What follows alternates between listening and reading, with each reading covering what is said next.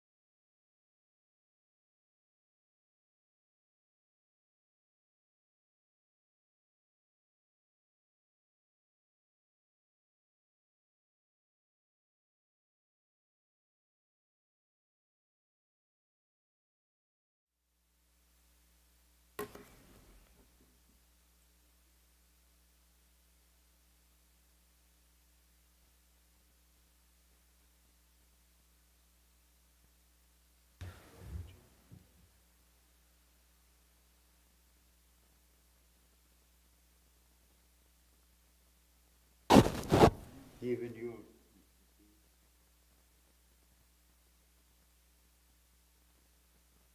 Tell him this is the best you ever looked. Yeah, Brandon, I mean,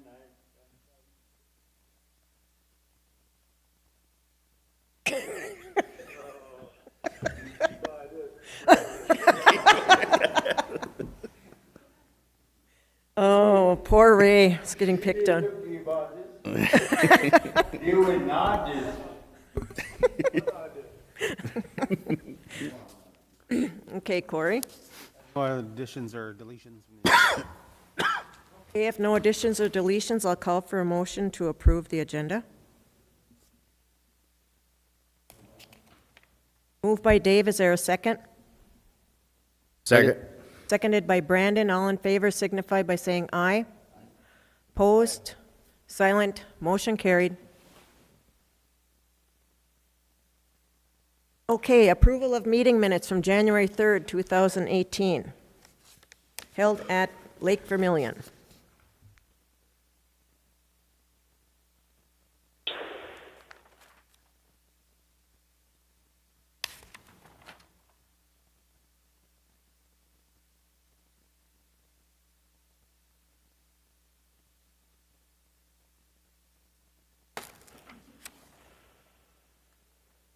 There's no questions on the minutes. I'll call for a motion to approve. I'll move. Moved by Ray, is there a second? Second. Seconded by Trav. All in favor signify by saying aye. Aye. Opposed, silent, motion carried. Couple of new staff. Whichever one of you guys want to step up first, either health or DNR.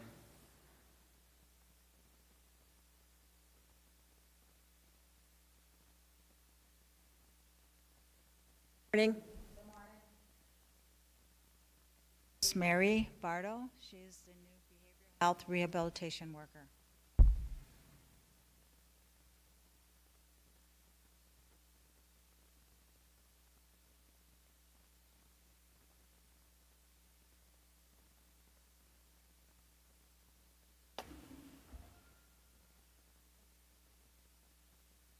Morning. Morning. I'd like to introduce Leon Chosa. He's our lead technician over at DNR. He started on December 27th, and he's working mostly with US EPA.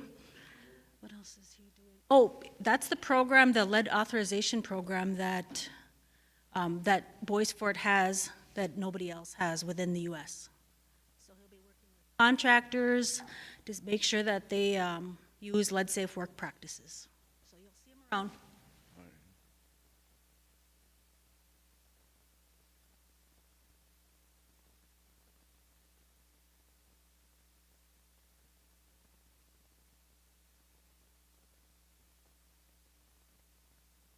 Morning, Kim.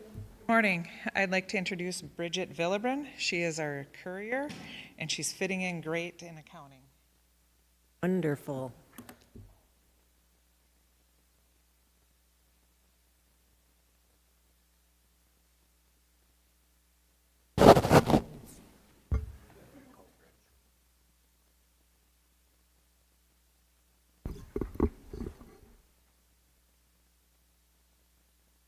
Okay, first on the agenda, we have Louise with a couple items for sole source. Okay.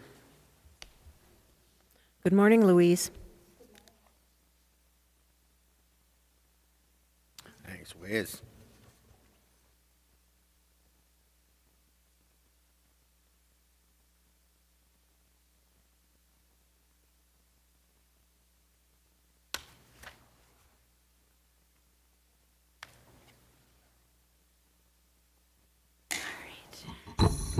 Good morning. The first thing we have is the sole source request for the food for Fortune Bay for the veterans events held in November.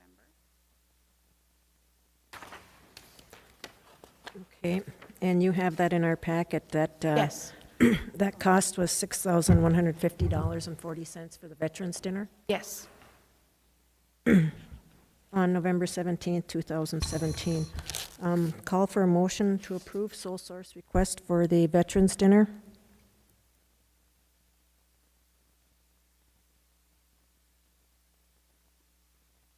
Moved by Brandon, is there a second?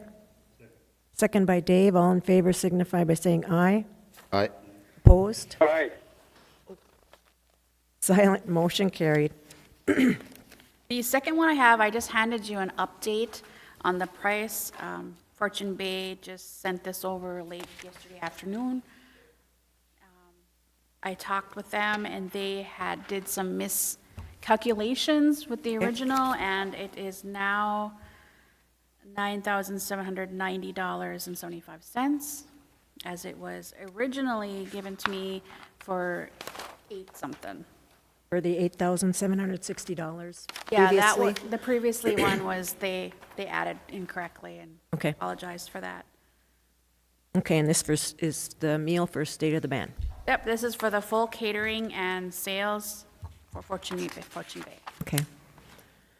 If no questions, I'll call for a motion to approve the sole source request for food and services from Fortune Bay for State of the Band in the amount of $9,790. I'll move.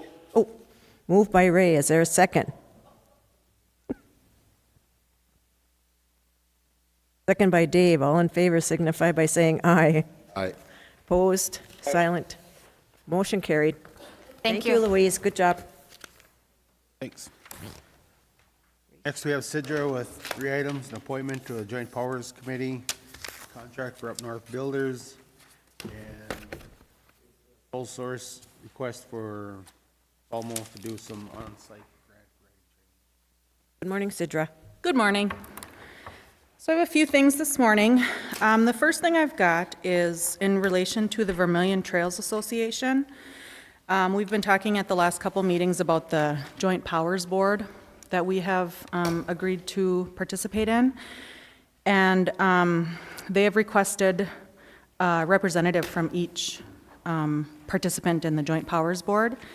And I would like to, since I've been involved in the Lake Vermilion Trails development basically since the very beginning, I would like to recommend that I go ahead and represent Bois Forte and just kind of roll over into that Joint Powers Board. I would also like to recommend that Joel Asselford be my alternate.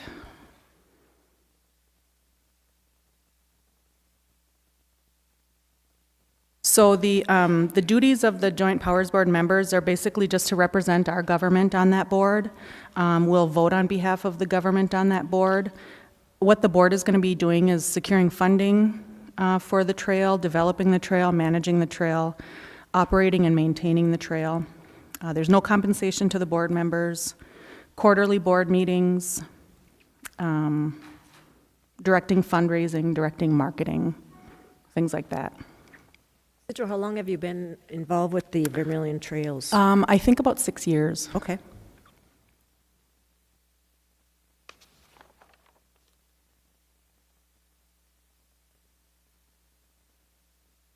Comments? Ray?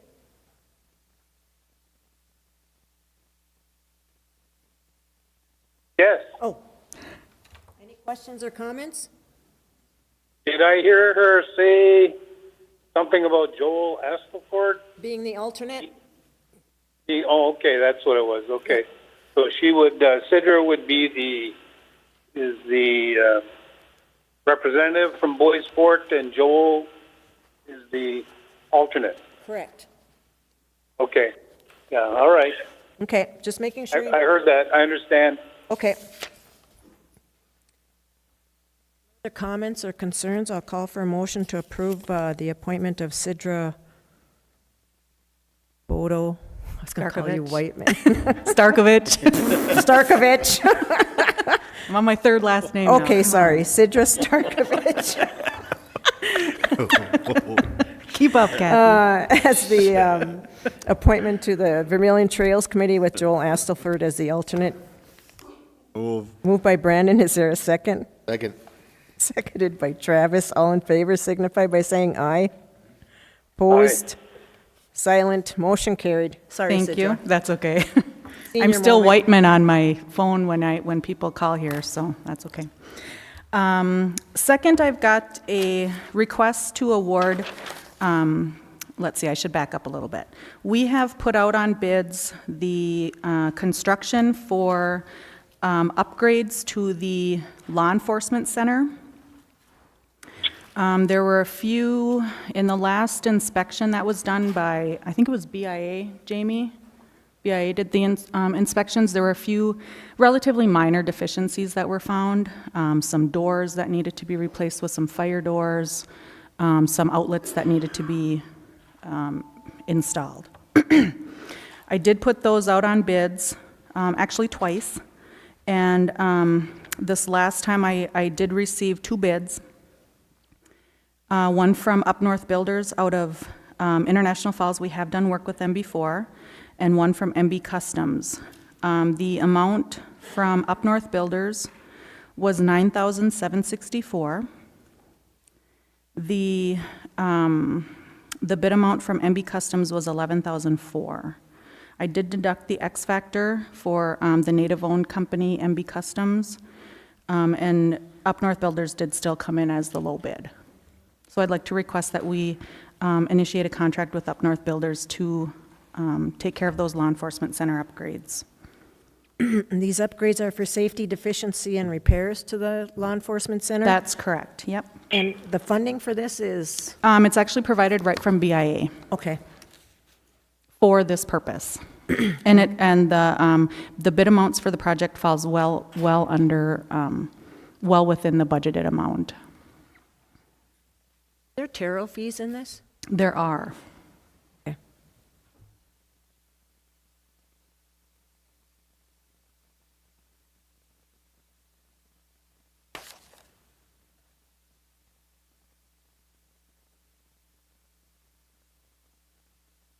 Move. Move to approve, made by Brandon. Is there a second? Second. For Up North Builders, seconded by Trav. All in favor signify by saying aye. Opposed? Silent? Motion carried. Thank you very much. And then finally, I do want to make a little bit of an adjustment to my agenda item title, and this kind of just came up this morning. What I have in the agenda item title is just an agreement for grant writing training, and that was just to kind of confirm that we can move forward and start making these arrangements. But I'd like to turn it into a sole source request to go ahead and sign the contract to get this going. What I've done is, actually last budget season, I put in a request for us to provide grant writing training to our organization, and to hire a professional training company to come in and do that. So I've contacted Falmouth Institute. I actually did contact another organization, and right off the top of my head, I can't remember. Falmouth is a native, it's geared towards native communities. They have culturally relevant trainings that are already developed that are tailored to Indian country. And this would be a 2-day training, the end of March, that I'd like to hold. We can pay for up to 30 participants from our organization, and anyone over the 30 participants would be $150 per person, so that would still be very, very reasonable. Plus it's on-site, and there wouldn't be hotel and airline fees and whatnot. So I would like to make the request that we go ahead and award or begin a contract with Falmouth to provide the on-site grant writing training for our organization.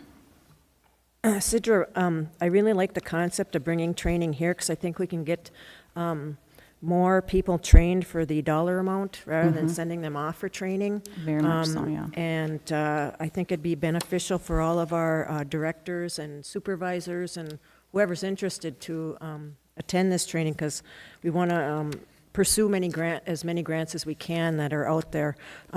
Where is this funding coming from for this? This funding was actually coming from, Kim, maybe you can.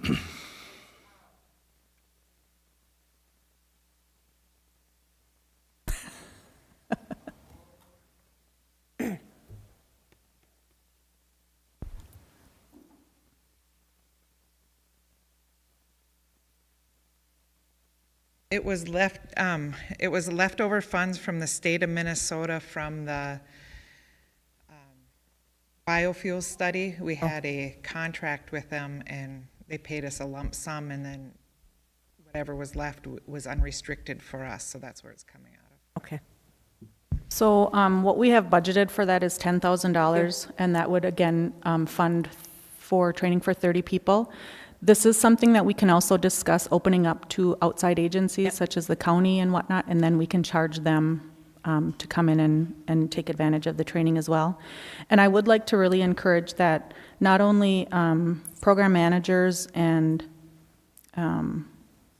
supervisors take advantage of this training.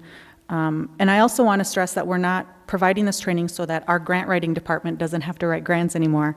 I think that the more information and the more training that our whole organization can get on grant writing can help even in our process in writing grants with program managers and supervisors. So it'll just strengthen our grant writing abilities as an organization. So.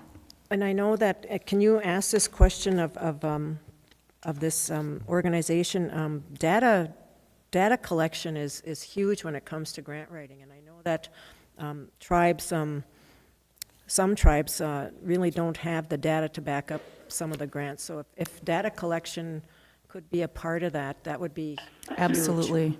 And that's what's really nice about this. Falmouth has been amazing to work with. They're willing to tailor our program to our training program to however we need it, what we need specialized attention to. So I can definitely talk with them about data collection and discussing that. And also open it up to the other tribes and, okay. Yep. No other questions? I'll call for a motion to approve the agreement. I got one question. Oh, go ahead, Ray. I can't hear everything that's being said Okay. by the presenters, but did I understand that there's a grant that supports payment of this training? Ray, Kim mentioned that it's money left over from the state of Minnesota for the biofuel study. Once that study was done, it had some, unrestricted dollars left over that we can use for this training.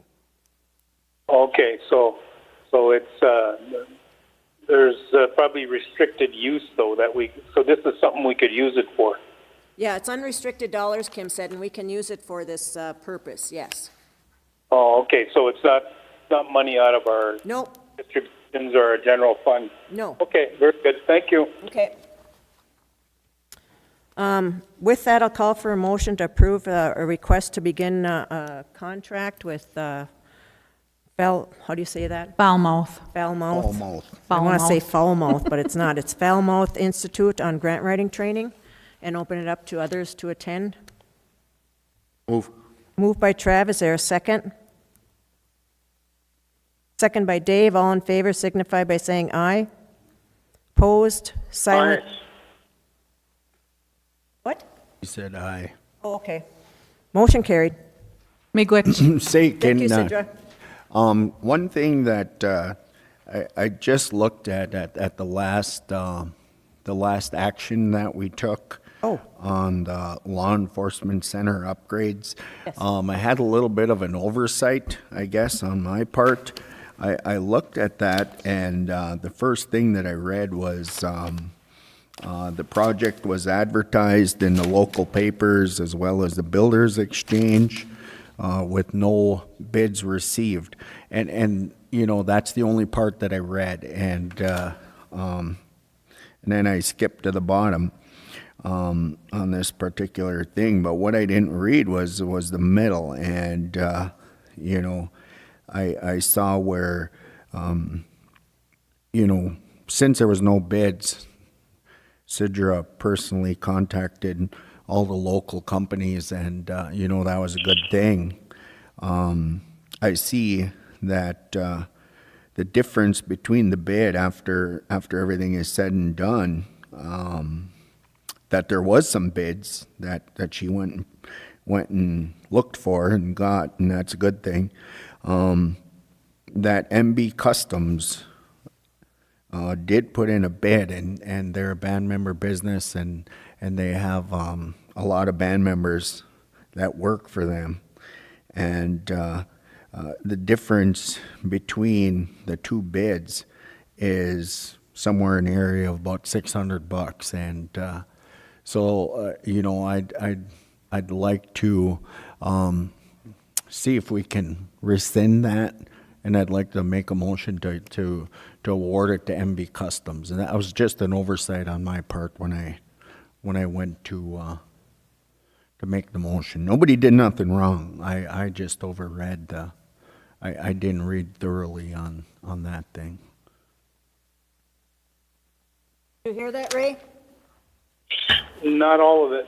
No, not quite. I didn't understand it. Okay.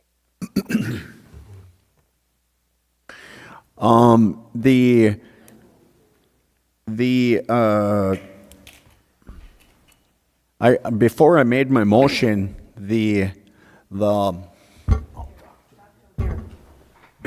Brandon's gonna talk to you. Before I made the motion, all I read was that there was no bids that came in, and I didn't realize that she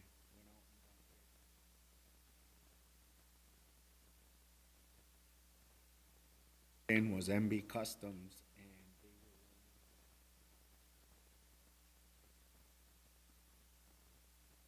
and I would just wanted to rescind action that we took.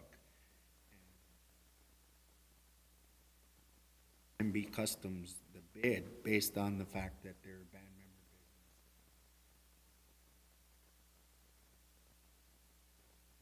business. Just an oversight on my part when I was reading the thing. Oh, okay. I understand now. Okay.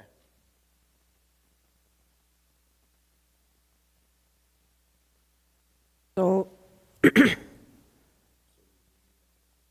yes. You made that motion. Oh, Kim. Before you vote on a new person to go, I would suggest you check with Mark Anderson, because this is federal funds. And in our procurement policy, there's a 10%. At that level, there would be a 10% difference that the bidder was allowed. And so, just to be in compliance on the federal part, that's what I would suggest. Right. Poll after Being that it's federal dollars. Yeah. Okay. Yeah. So when would we get a hold of Mark then? After we're done with the general Okay. session, I can go call him and ask him. Okay. Okay? So, Or you can call him now if you want. I don't. Can you, or?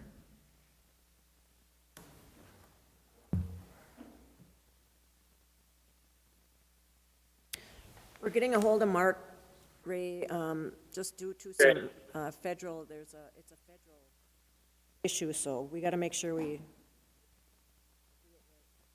Yes.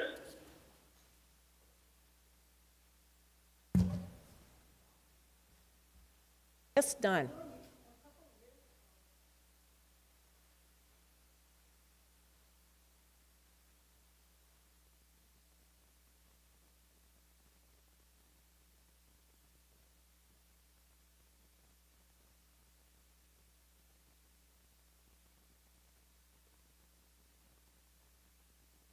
Okay, thank you, Don. We'll check. Mark, how's it going?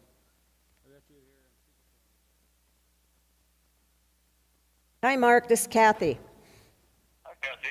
We have a question regarding, we have the law enforcement center upgrades on the agenda today. And we have Up North Builders from International Falls who submitted a bid of $9,674. And then we have MB Customs that submitted a bid in the amount of $11,400.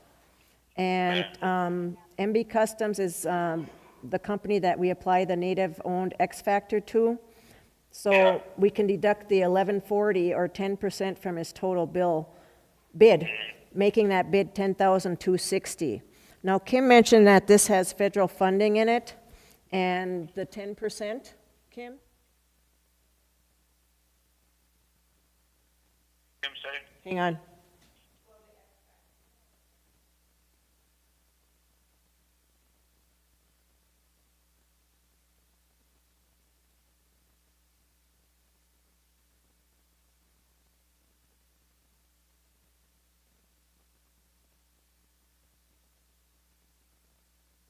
Okay.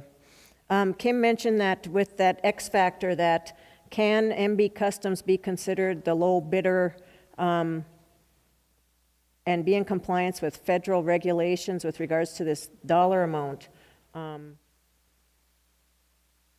even at that Well, 10,260? I'm not sure federal regulations would they're unrestricted funds. They're BIA funds. They're BIA funds, Mark.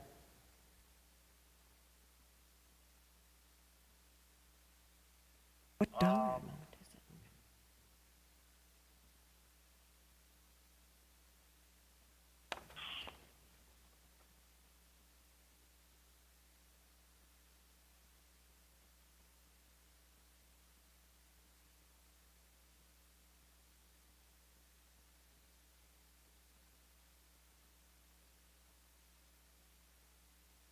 I guess this is a question that I have for Kim. Come on up here, Kim. Maybe put him in the speaker there, In Cor. the self-governance context, are we always obligated to apply competitive bidding? Or how we spend those funds? This is Kim. Under the super circular, with the construction requirements, it's all been updated the last couple of years. Government. And so when the audit, where my concern is, when the auditor comes in and they pull the federal funds, were we in compliance? Well, we have our procurement policy, which allows at that level a 10%. At 10%. Yeah. Yeah, if we were gonna do anything to award to MB Customs after applying the X factor, you'd have to waive the competition requirements of the procurement policy, the band's procurement policy, and then there'd have to be a justification for doing that. And I think we'd probably have to get the funding agency's approval to waive that. But I didn't hear what Kathy said. No, that was Sidra. She said that we'd have to get the funding agency's approval also. Waive a competitive bid. Probably likely. I don't know what a justification for waiving the procurement policy would be in a situation like this, because if we apply the X factor and the native contractor is still not the low bidder on this thing, we're kind of setting ourselves up for never having competition. And because we're not going to get other people to bid on it.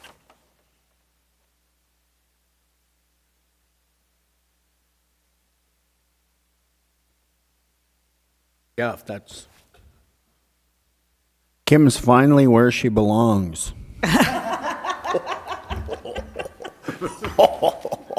Might as well sit up here. Do you just want to leave your motion as is then, or? Because we'd have to waive the competitive bid in the procurement policy and then justify it and then have BIA approve it. Because the X factor's already been Yes, applied. Correct. And that sets us up in future to have no competitive bids.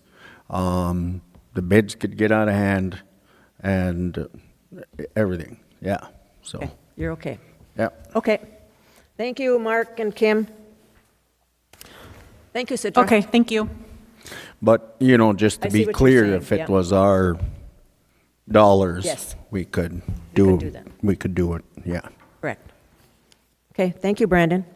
Thank you, Sidra. We have Shane for a request for raffles for KBFT.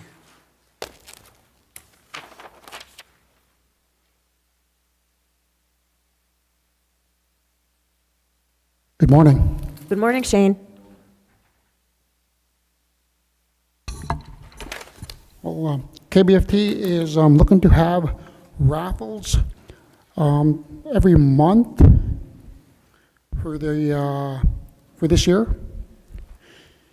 And we understand that we can't announce them on the air.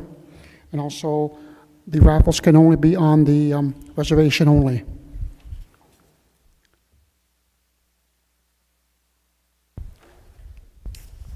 I really like the way you've really taken off and trying to get some revenue for the radio station. I know at the employee health fairs and stuff, you've been also asking people for donations and stuff, and it's very key for our radio station, so I want to commend you on that. Yes, it is kind of troublesome when, we go and get sponsors for sports, then try to turn around and ask them to do underwriting. So it's like I'm going after them for $20 here, another $30 here. So it gets a little, they get tired of it. This is a good way to raise money. Are we okay with doing that?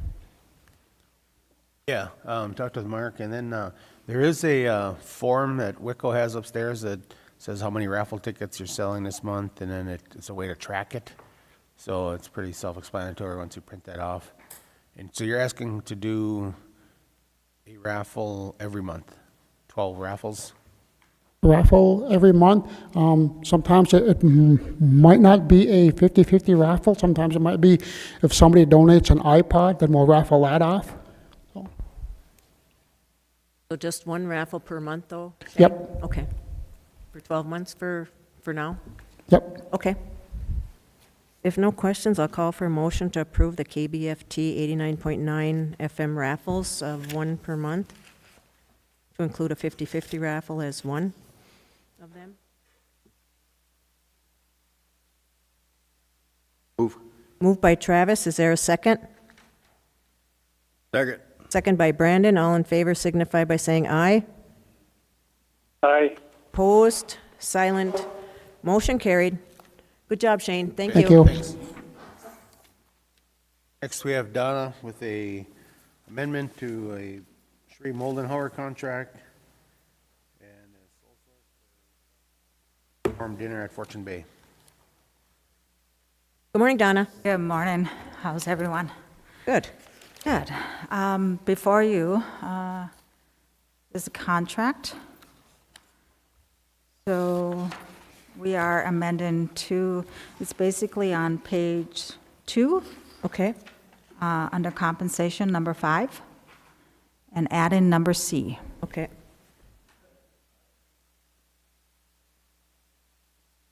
So what you're adding basically is for the contractor's travel expenses? Correct. And Sheree, what is she doing, and is she still on board, or?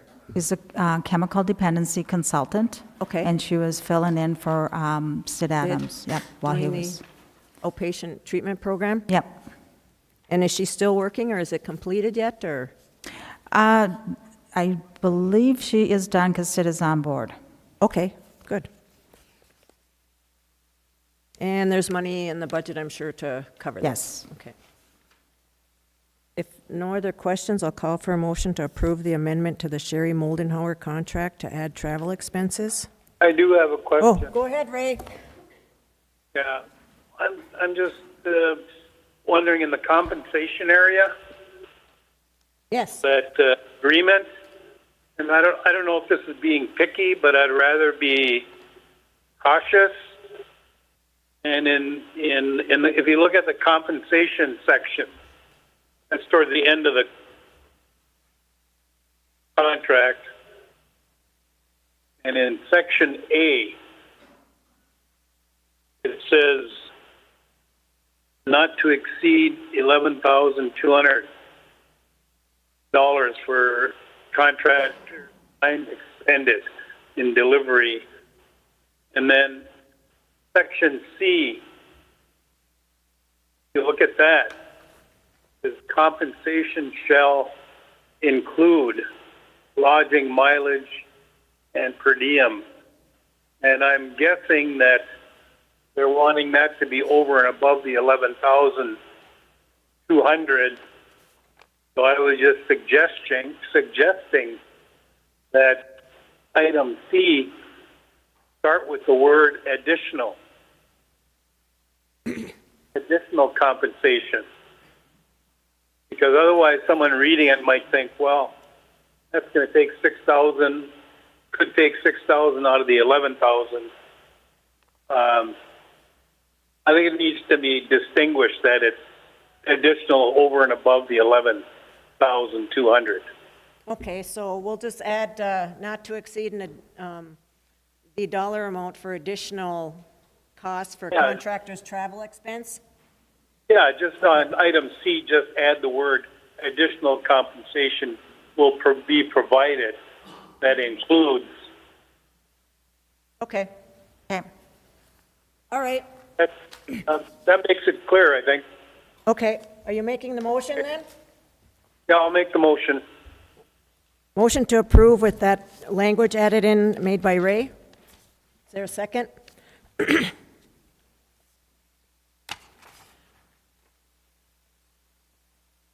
Second by Dave. All in favor signify by saying aye. Aye. Aye. Opposed? Silent? Motion carried. Okay. Okay, next on the agenda is a sole source request for Fortune Bay for a community gathering on January 30th for its community forum on heroin, now I can't speak, heroin and opiates at Fortune Bay. So. Okay, this is for the dollar amount of $4,185. Okay, and this is coming out of, I'm sure, one of the programs. Yes. So the costs are covered.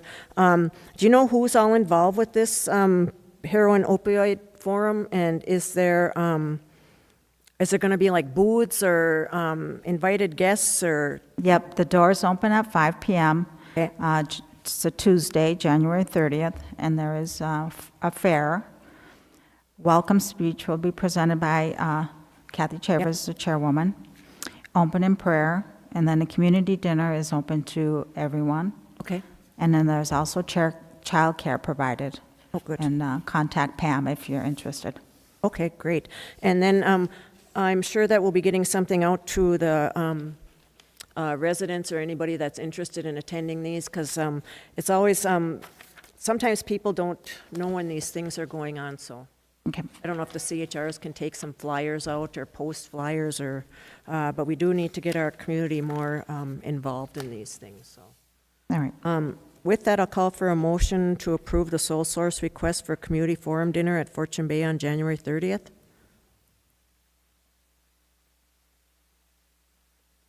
Moved by Dave. Is there a second? Second. Second by Trav. All in favor signify by saying aye. Aye. Opposed? Silent? Motion carried. Thank you. Thank you, Donna. We have Billy with the resolution supporting the state. Good morning, Billy. Start from the second whereas, or do you want Yeah, me to- maybe explain to the audience. Okay.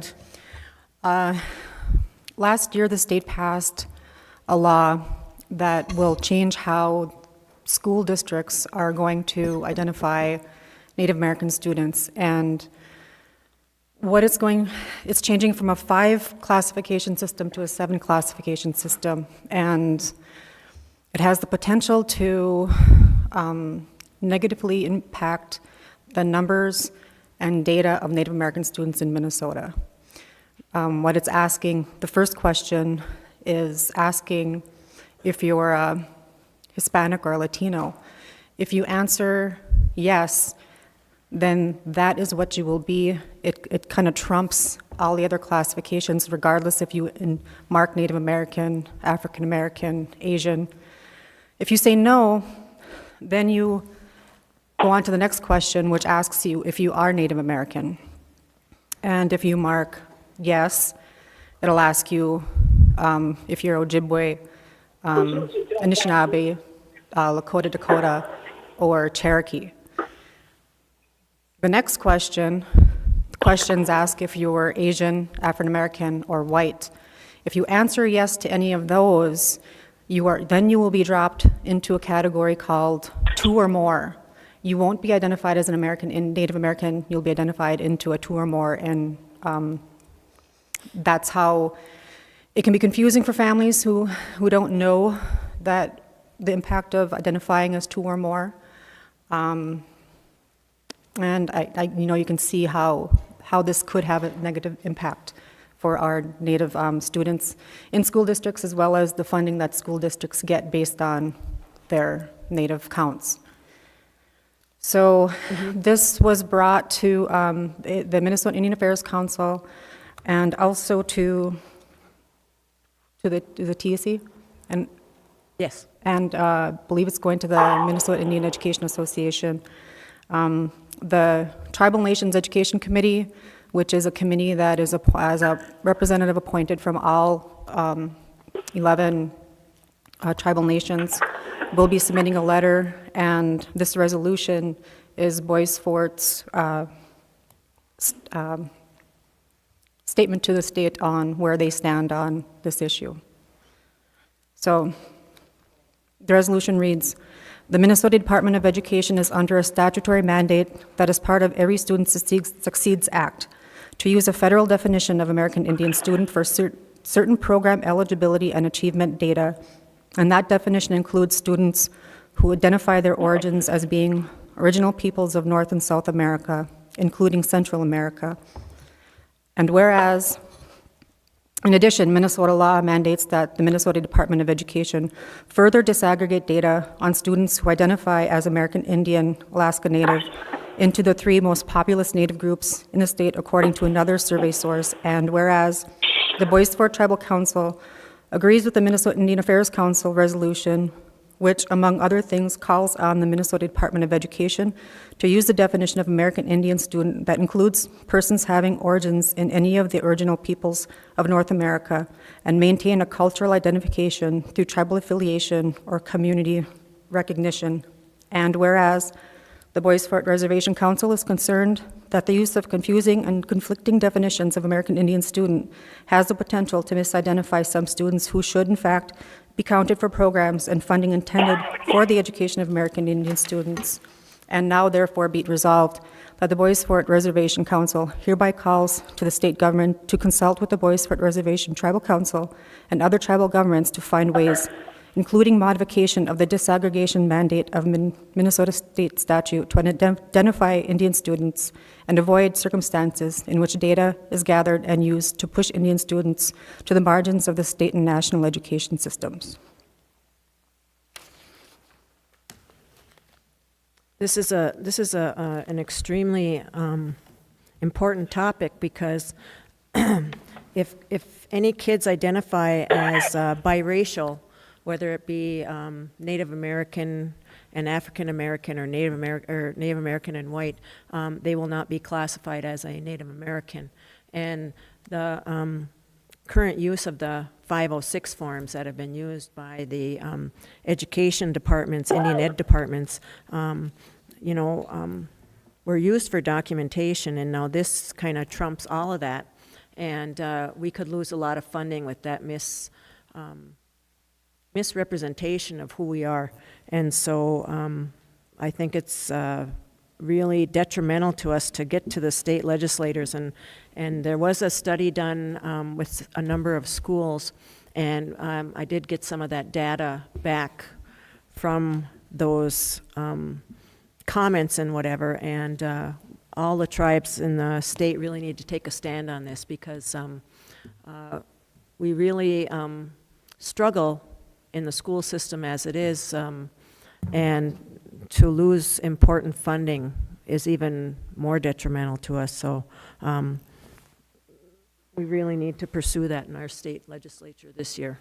The Department of Education is going to be submitting a report back to state legislature based upon feedback from their community forums, resolutions, letters of support, anything that's submitted that they will include as part of their report. So that will be on February 1st. And that's why the resolution is before the tribal council today. If no questions or comments, I'll call for a motion to approve the resolution reporting to the state regarding the definition of American Indian student.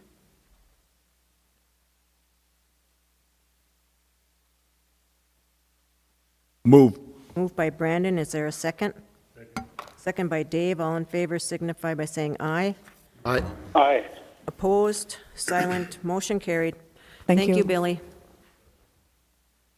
Agenda? Okay, nothing else on the agenda, I'll call for a motion to adjourn. Move. Moved by Trav, is there a second? Second by Dave, all in favor signify by saying aye. Aye. Opposed, silent, motion carried. Thank you, everyone, for coming.